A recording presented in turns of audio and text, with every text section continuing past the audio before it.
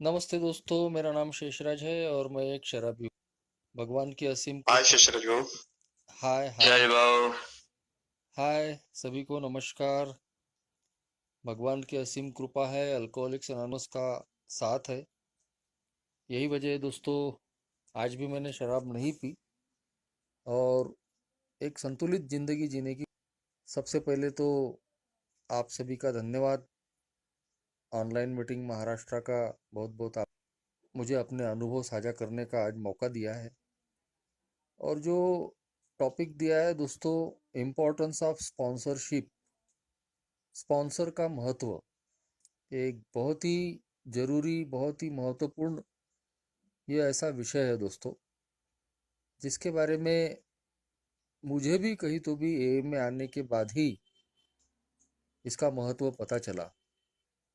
दोस्तों, स्पॉन्सर यह एक अंग्रेजी शब्द है। हमारे भाषा में हम इसको अक्सर मार्गदर्शक के तौर पे बोलते हैं। मार्गदर्शक यानी जो मेरे पहले आया है या मेरे बाद में भी आया हो सकता है, मगर वो उस मार्ग के बारे में जानता है, उसको उस मार्ग पे चलने का अनुभव है, उस मार्ग के बारे में जानकारी है, वो उस पर चला हुआ है। तो ऐसा ही कोई व्यक्ति हमको उस चीज के बारे में मार्गदर्शन कर सकता है, बहुमूल्य सलाह हमको दे सकता है। और उसके मार्गदर्शन से कहीं तो भी उसी रास्ते पे हमको भी चलना है। तो वो रास्ता किस प्रकार होगा, कैसे मुझे वो फेस करना पड़ेगा, क्या समस्याएं आ सकती है, ये वो व्यक्ति अपने अनुभव से हमको हमेशा सचेत करते रहता है। बाहर की दुनिया में भी जब हम देखते हैं, चाहे वो कोई भी फील्ड हो, तो ऐसे मार्गदर्शक की आवश्यकता हमको होती ही होती है दोस्तों। जब हम छोटे थे, बच्चे थे, तो हमारे परिवार के लोगों का मार्गदर्शन हमको मिलते रहा। क्या सही है, क्या गलत है, क्या करना ना चाहिए, क्या नहीं करना चाहिए, बिन मांगे ये सलाह हमको मिलती रहती थी दोस्तों। कभी हम सुनते थे, कभी नहीं सुनते थे। बाद में हम स्कूल गए, कॉलेज गए, वहां भी हमारा टीचर हमारा मार्गदर्शक ही होता था। बगैर मार्गदर्शक के, टीचर के, हम शायद पढ़ाई भी नहीं कर पाते थे अपनी। और उसके बाद में जब हम किसी धंधे में, व्यवसाय में जाते हैं, तो वहां भी हमको ऐसे लोग लगते ही है कि जो अनुभवी है, जो उस काम के बारे में जानते हैं। हम खुद भी ऐसे लोगों की मदद लेते रहते हैं, उनको पूछते हैं। कभी कभी वो खुद भी हमारी मदद करते हैं कि ऐसा कर। चाहे वो कोई भी फील्ड हो, बिजनेस हो, प्रोफेशन हो, हर क्षेत्र में दोस्तों एक अनुभवी इंसान की आवश्यकता हमको होती ही होती है। और जब हम अब अल्कोहलिक्स एनोनिमस के इस प्रोग्राम पर आए हैं अपनी जान बचाने के लिए, तो ये कितना कीमती प्रोग्राम है। और हमारा जो उद्देश्य है वो कितना जान का मामला है, ये हमारे जीवन का प्रश्न। तो यहाँ भी हम महसूस करते हैं दोस्तों कि बगैर मार्गदर्शक के, बगैर किसी अच्छे इंसान की सलाह के, हम ना तो शराब से दूर हो सकते हैं और ना ही आगे में दोस्तों इस प्रोग्राम पे चल के एक अच्छी जिंदगी हम जी सकते हैं। जब मैं अल्कोहलिक्स एनोनिमस की मीटिंग में आया, 15 साल का मेरा शराबी जीवन था। और एक रॉक बॉटम अल्कोहलिक, यानी जिसकी पूरी अतोनात बर्बादियां हो चुकी है, जमीन चाटने तक, पागलपन, अकाली मौत से बचा हुआ, आखिरी में सोशल बायकॉट झेल रहा है, रोज मरना, रोज जीना, ऐसी मेरी परिस्थितियां थी। और ऐसे में एक अल्कोहलिक दोस्त, जो हम साथ में ही शराब पिया करते थे, 2 महीने से दारू से दूर था। मैं बोल सकता हूँ कि सबसे पहला मार्गदर्शक मेरा वो, जिसको ए में कहते इनिशियल स्पॉन्सर। इनिशियल स्पॉन्सर यानी जो शुरू शुरू में हमको मार्गदर्शन करता है, हमको मीटिंग में लेकर आता है, हमको मीटिंग के बारे में बताता है, ए के प्रोग्राम के बारे में बताता है, शुरू में क्या करना चाहिए, क्या नहीं करना चाहिए, ये चीज़ें समझाता है, हमको मोटिवेट करता है। तो मैं बोल सकता हूँ कि मेरा जो दोस्त है जिसने मुझे मैसेज दिया, वो मेरा पहला स्पॉन्सर रहा। वो मुझे मीटिंग में लेकर आया, रोज मेरी तरफ में आता था, मुझे ले जाता था, हम पैदल ही मीटिंग करते थे, तो एक दूसरे की हौसला अफजाई करते करते थे। और उस एक ही मीटिंग के बारे में उसी ने मुझे शुरू में क्या करना क्या नहीं करना उसी ने मुझे बताया। जब मैं रेगुलर एक ही मीटिंग में आते रहा, आप सभी लोग भी कहीं तो भी मेरे मार्गदर्शक बने। जो मेरे पहले आए हुए लोग थे वो अपने अपने अनुभव से मुझे बता रहे थे कि अल्कोहलिज्म नाम की बीमारी होती है, और उसके जो लक्षण बताए उन्होंने अपने अनुभव। मैं एक अल्कोहलिक हूँ, मैं एक अल्कोहलिज्म नाम की भयान, क्योंकि उससे मुझे अपने बारे में एक पहचान मिली कि मैं कौन, उससे बचाव का रास्ता क्या है। सभी पहले आए हुए लोगों ने मुझे लेकिन एक व्यक्ति ऐसा होता है कि अपनी बातें शेयर करता हूँ, जिसके साथ ज़्यादा से ज़्यादा रहता हूँ, जो मैंने बताया कि इनिशियल स्पॉन्सर, वो मुझे हर छोटी छोटी बड़ी बड़ी बातों में one day at A time मदद करते रहता है। शुरू में वैसे भी बहुत परेशानियाँ आती है, विश्वास की कमी होती है कि यार शराब बंद हो। फिर शराब बंद हो भी गई तो जीवन के ये जो बाकी के प्रॉब्लम है ये हल होंगे। मेरी शादी नहीं हुई थी, काम धंधा खराब हो गया था, वो ठीक होगा या नहीं होगा, सोशल बायकॉट झेल रहा था, बिल्कुल अकेला गिर गया था, तो ये लोग मुझे अपनाएंगे कि नहीं। कर्जे थे ये, तो शराब बंद होने के बाद में भी एक विचलितता मन में रहती है, और ऐसे में भी हमको एक मार्गदर्शक की आवश्यकता पड़ती है। तो वो जो शुरुआत में हमको मार्गदर्शन करता है वो हमारा हौसला बढ़ाते रहता है। वो समझाता है आते रहो, अरे सब ठीक हो जाएगा, बस भरोसा रखो, हमारा अच्छा हुआ है तुम्हारा भी अच्छा होगा। ये जो दो शब्द होते हैं ये, तो ऐसा एक जो व्यक्ति होता है वो शुरुआत में जो हमको इस तरीके, मगर ए में आने के बाद में पता चलता है दोस्तों, सिर्फ शराब बंद करना ही समाधान नहीं है। शराब तो सिर्फ एक लक्षण है हमारी बीमारी, but alcohol is not alcoholism. मद्य यानी मद्यपाश, मद्य एक अलग चीज है और उसका पाश एक अलग चीज है, इजम। उसको हमको समझना जरूरी है, और उसको समझने के बाद में फिर उस पर काम करना जरूरी है। इसीलिए बिग बुक चैप्टर 5 में हमारे अनुभवी सदस्यों ने, पुराने ओल्ड टाइमरों ने लिख कर रखा है कि शराब सिर्फ एक सिम्टम है, एक लक्षण है। असली जो जड़ है वो कुछ और है।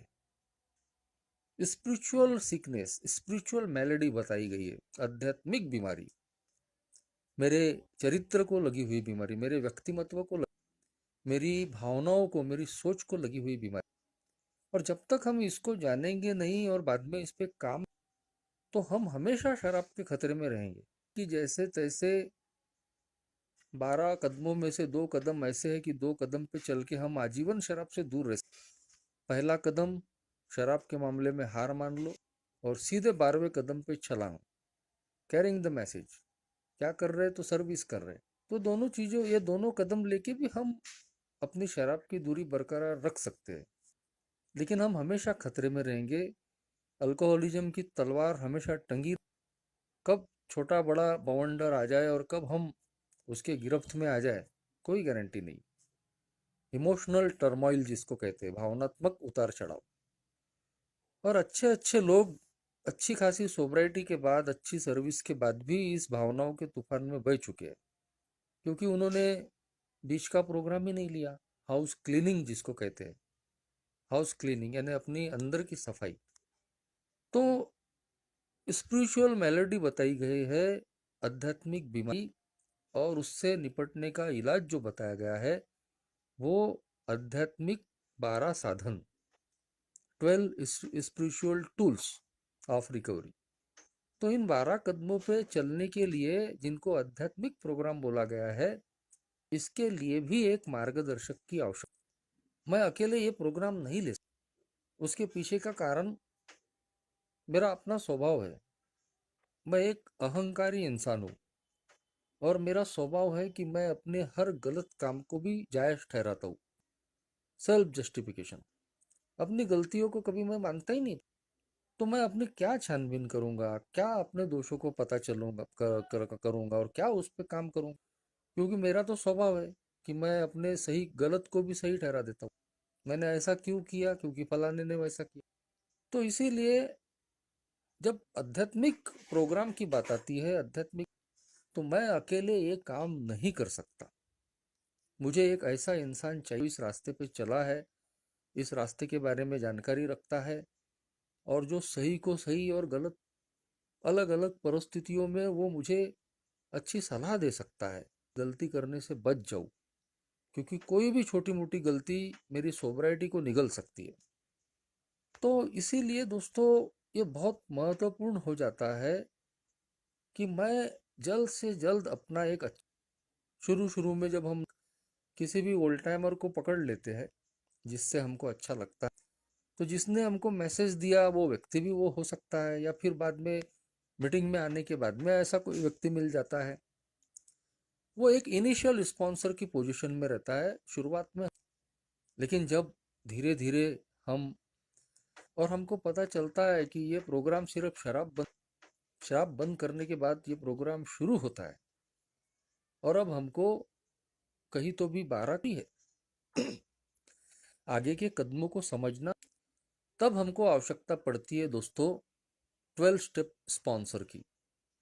एक ऐसा मार्गदर्शक जो 12 कदमों के बारे में अच्छी जानकारी रखता है, वो इस पे चला हुआ है, और वो मुझे अच्छे से गाइड कर सकता है कि ये 12 कदम क्या है, किस तरीके से अपने जीवन में, खास तौर पे चौथे और पांचवें कदम के लिए एक मार्गदर्शक की आवश्यकता होती है।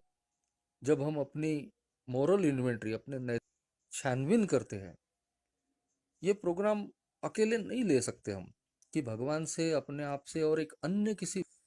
तो बिग बुक में जहाँ चौथे पांचवें कदम का जिक्र है वहाँ स्पॉन्सर शब्द नहीं। लेकिन जब हम बिग बुक के कई सालों के बाद में 12 कदम 12 परंपराओं की पुस्तक लिखी, तो उसमें पांचवें कदम में जिक्र आता है दोस्तों। पांचवें कदम का जो चैप्टर है, कैसे हम अपने स्पॉन्सर के साथ ये कदम ले सकते हैं, किसी भी व्यक्ति के साथ में, चाहे वो हमारा धर्म गुरु हो, डॉक्टर हो, मनोचिकित्सक हो, या कोई अनजान व्यक्ति हो, उसके साथ हम पांचवा कदम शेयर कर सकते, जीवन की छानबीन जो है, लाइफ स्टोरी शेयर कर। लेकिन उसमें एक व्यक्ति ए का स्पॉन्सर भी जोड़ा गया है 12 कदम 12 परंपराओं की और मैंने भी दोस्तों अपना जो चौथा पांचवा कदम है वो अपने ए के स्पॉन्सर के साथ ही लिया। मुझे ऐसा लगा कि ये ए का व्यक्ति है, ए का मेंबर है, वो भी अल्कोहलिक, मैं भी तरीके से समझ सकता है, वो इस रास्ते पे चला हुआ है, तो मुझे उस पर ज़्यादा भरोसा था। पर शुरू में 4 साल तक मैंने 12 कदमों के लिए मेरा जो दोस्त था जिसने मैसेज दिया, उसके बाद में एक ओल्ड टाइमर मेरे संपर्क में आए और काफ़ी अनुभवी थे, उनका परंपराओं पे अच्छी पकड़ थी, तो उनसे मैं अनुभव लेते रहता था। और कदमों के पहले ही दोस्तों तो वो जो मेरे दूसरे इनिशियल स्पॉन्स, उनके मार्गदर्शन से, उनकी वजह से मुझे ए की परंपराओं के बारे में कहीं तो भी जानकारी मिली। 12 कदमों के साथ साथ हमको के बारे में जानना भी जरूरी है। तो बहुत सारे लोग अलग अलग चीज़ों के लिए अलग अलग स्पॉन्सर भी बन, परंपराओं के लिए अलग स्पॉन्सर, सर्विस के लिए अलग स्पॉन्सर, और इसमें कोई गलत भी नहीं है। अगर एक व्यक्ति अगर उस मामले में मदद नहीं कर, उपयोग कर भी सकते हैं। लेकिन एक व्यक्ति अगर रहे मार्गदर्शन के लिए तो ज़्यादा उचित रहता है। दूसरे इनिशियल स्पॉन्सर थे, उनसे मैंने परंपराओं के बारे में, और होम ग्रुप बनाते वक्त भी उन्होंने मुझे 2-4 महीने की सोबराइटी थी, एक ग्रुप था जो मेरे घर, मगर उसके बावजूद उन्होंने गाइड किया कि बोले तुमको ये जो ग्रुप है इसमें अगर तुम रहोगे, मेंबर बनोगे, तो ये ज़्यादा फायदेमंद रहेगा, और जल्द से जल्द अपना होम ग्रुप तय कर लोगे तो अच्छा ही। तो मेरे घर से वो ग्रुप काफ़ी दूर जरूर, आज मैं मानता हूँ कि वो निर्णय करने का वहाँ मौका मिला, और मेरी रिकवरी में सबसे ज़्यादा कोई महत्वपूर्ण चीज़ रही तो वो सर्विस थी। एक ही सर्विस में रहते रहते कैसे मेरे सोबराइटी के दिन बढ़ते चले गए पता भी नहीं चला, और आने वाला जो पहला साल था वो कैसे 365 दिन बीत गए सर्विस में पता भी नहीं चला। तो जो मेरे दूसरे इनिशियल, उनकी वजह से ये दो चीजें मेरे जीवन में बहुत फायदेमंद रही। एक तो होम ग्रुप बनाना, और दूसरा दोस्तों सर्विस में आना, परंपराओं को समझना। मेरी सोब्राइटी को मजबूत करने में ये बहुत मददगार साबित हुआ। कुछ कारणवश फिर वो जो मेरे दूसरे इनिशियल स्पॉन्सर थे वो मेरा इलाका छोड़ के और कहीं चले गए, संपर्क उनसे होता नहीं था। 4 साल होते आ रहे थे, अच्छी सर्विस कर रहा था, शराब से दूर। मगर दोस्तों फिर भी कहीं तो भी अधूरा अधूरा सा लग रहा था, यानी अंदर से सेटिस्फेक्शन नहीं था। तो ऐसा क्यों हो रहा है? मैं दारू से दूर हूँ, मैं अच्छी सर्विस कर रहा हूँ, नाम हो रहा है, फिर भी मुझे अंदर से सेटिस्फेक्शन। तो दूसरी तरफ ऐसे लोग भी मैं देख रहा था कि जो ए के ए में आ रहे हैं, लेकिन फिर दोबारा शराब की तरफ कोई मेरे पहले आया, कोई मेरे बाद में आया, कोई मेरे साथ में आया। मेरा जो दोस्त था जिसने मुझे ए में लाया, वो 2-3 महीने के बाद में फिर शराब पीने लग गया था। ऐसे ही बहुत सारे लोगों को मैंने अलग अलग कारणों से फिर दारू की तरफ में जाते हुए देखा था। कोई गुस्से की वजह से शराब पी रहा, कोई इजी मनी, सट्टा, जुआ, लैटरी, 2 नंबर के काम, इसमें फंस के, तो कोई अनैतिक संबंधों की वजह से, घर वाली भी है, बाहर वाली भी संभाल रहे, और फिर दारू के शिकार बन रहे। तो अलग अलग कारणों से मैं लोगों को दारू की तरफ अच्छी सर्विस कर रहा हूँ, उसके बावजूद भी मेरे को अंदर से समाधान नहीं था।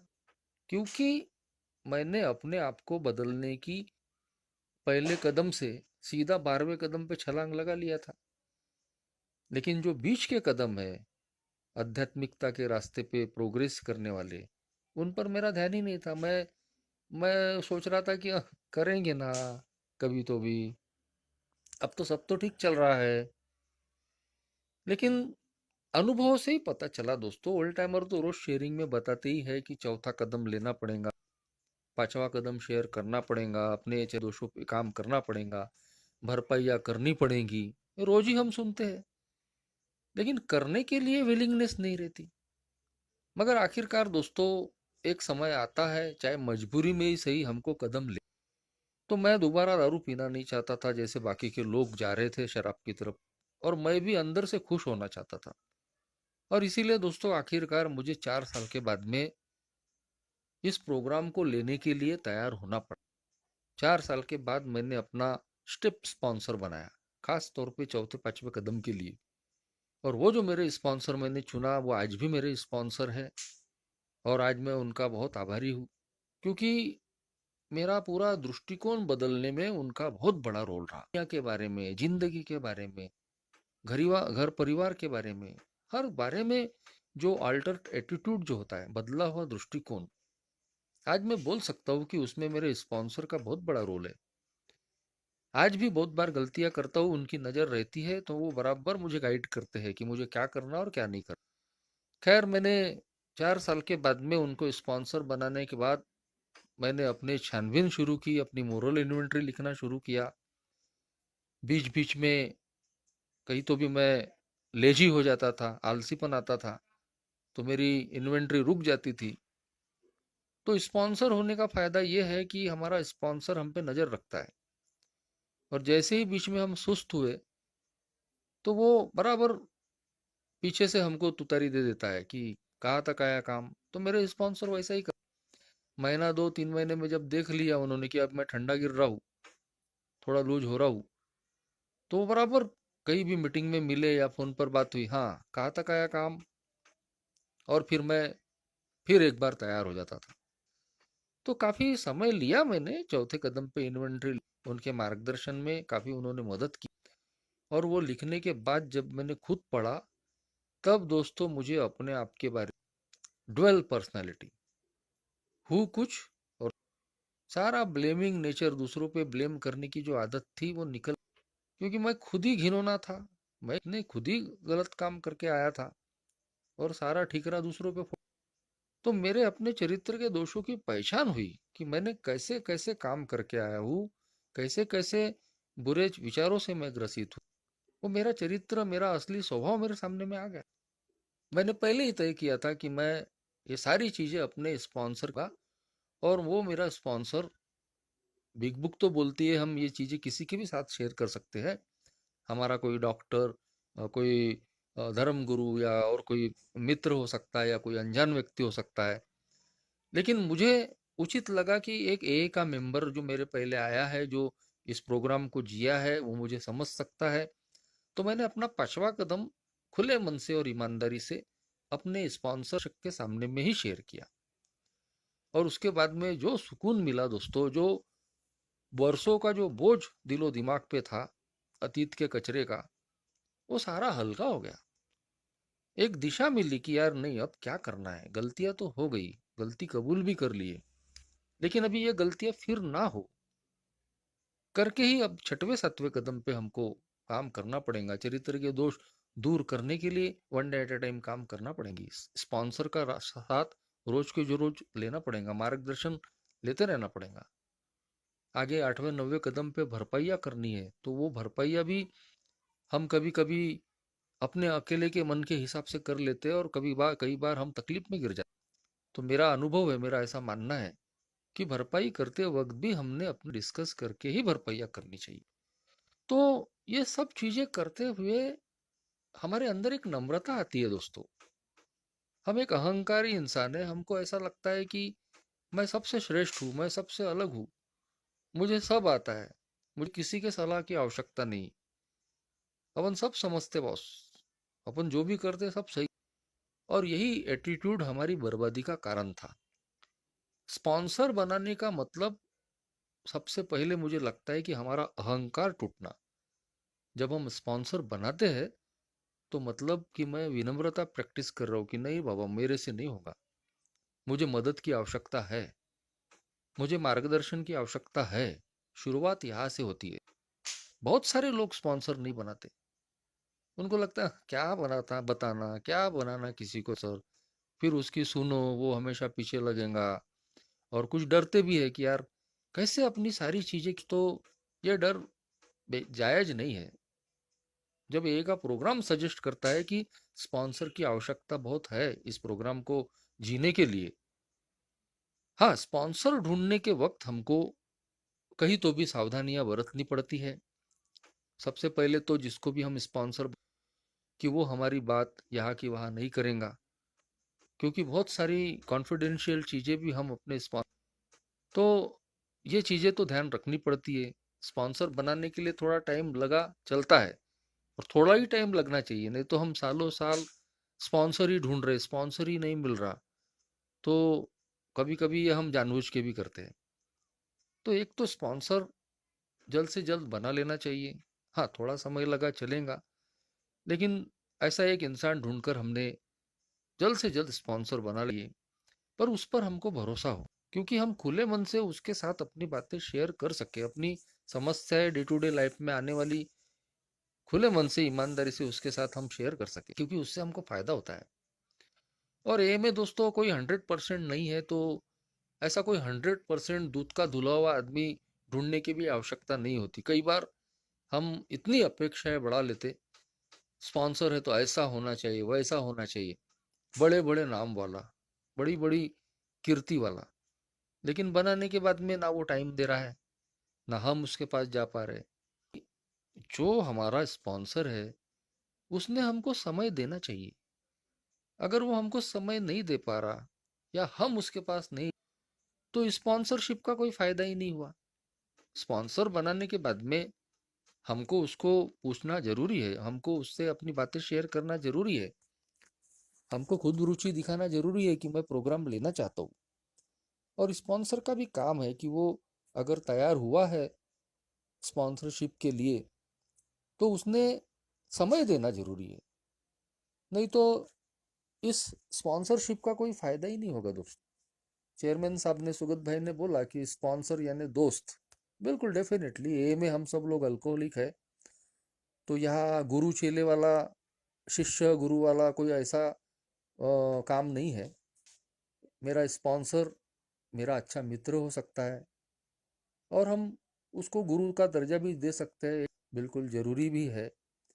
लेकिन वो भी दोस्तों हमारे ही जैसा रिकवरी के रास्ते पे चल रहा, और ऐसा नहीं है कि स्पॉन्सरशिप में सिर्फ स्पॉन्सी का ही फायदा होता है। कई बार दोस्तों देखता हूँ कि मुझे भी इस स्पॉन्सरशिप से दोनों एक दूसरे से सीखते, दोनों एक दूसरे से सीखकर दोस्तों इस सोब्राइटी के रिकवरी के पथ पे कई मेरे स्पॉन्सी जो अलग अलग अनुभव मैंने लिए, उसकी वजह से कई बार दोस्तों उनका उदाहरण सामने से कई तो भी मैं गलतियां करने से क्योंकि मैं भी इंसान हूँ, हर चाहे वो सभी भावनात्मक रूप से बीमार है, गलतियां होती है, हो सकती। तो ऐसे में एक बात तो है कि जब हम किसी को स्पॉन्सर करते हैं तो दोस्तों ये एक सेवा है, एक सर्विस है, ए के प्रति ग्रेटिट्यूड। और जब हम बहुत ज़्यादा इन्वॉल्व होके ये काम करते हैं, एक भाई जैसा, एक बच्चे जैसा जब प्रेम होता है, उनकी हम केयर करते हैं, तो वो लोग भी हमारी केयर करते हैं।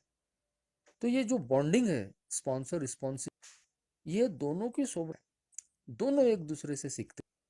तो इसको बहुत ज़्यादा यानी भावनात्मक बना देना और घरेलू संबंध बना देना, ये कहीं भी एक के प्रोग्राम के हिसाब दोनों में रिलेशनशिप होने की मदद करते हैं।